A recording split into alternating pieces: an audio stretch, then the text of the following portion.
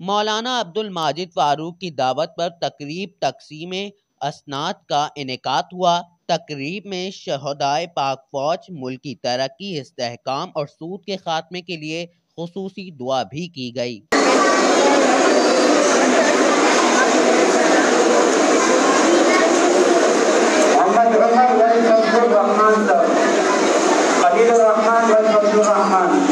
मोहम्मद हमजा व सादी यासीन, मोहम्मद मंसूर व सनाउल्लाह, उबैदुल्लाह व अब्दुल रऊफ, मोहम्मद यूसुफ व मोहम्मद बिलाल, अताउल्लाह व आता मोहम्मद, गुलाम मुस्तफा व शरीफ खान, अब्दुल बासित व मोहम्मद नवाज।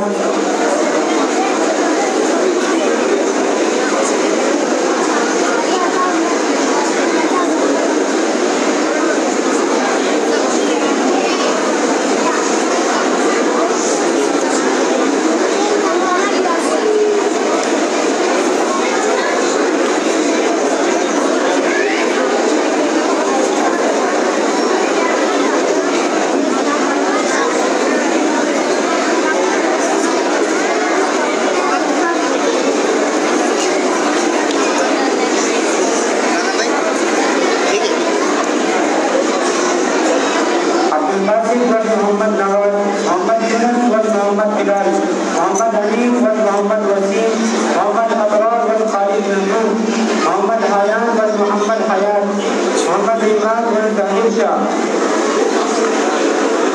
मोहम्मद साद व मोहम्मद अमजद।